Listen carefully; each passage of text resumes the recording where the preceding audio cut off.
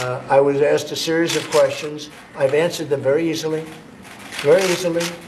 I'm sure they're tricked up because, you know, they like to catch people. Gee, you know, was the weather sunny or was it rainy? He said it may have been a good day. It was rainy, therefore he told a lie. He perjured himself. Okay, so you have to always be careful when you answer questions with people that probably have bad intentions.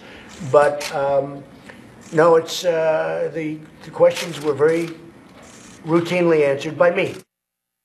So the president, we know, huddled with his legal team for at least the last 3 days. Sources say he and his legal team were not happy with some of those questions covering the transition period after the 2016 election.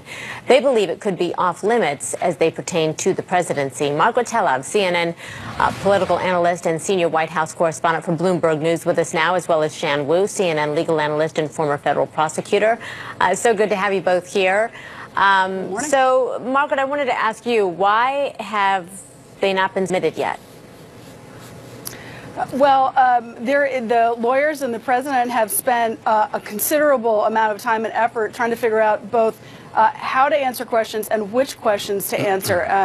The broad expectation now is that it's going to be next week before these questions are submitted, and we expect them to fall in the area of collusion. It's not a really legal term of art, but we all know in general what that's getting to.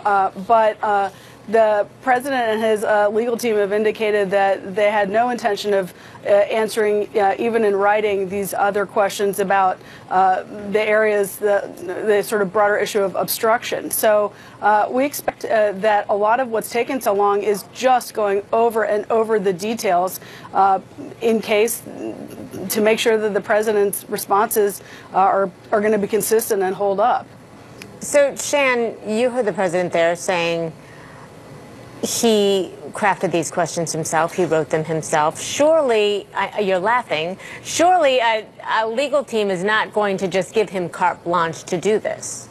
Absolutely. That's completely the opposite, I'm sure, of what happened. Judging from the president's tweeting style, if I was his lawyer, I would never let him put pen to paper. In fact, I think probably the legal team has written every single word of those answers, and probably a lot of the time is spent forcing the president to digest the words and getting his buy-in to it, because ultimately he has to adopt whatever language the lawyers come up with.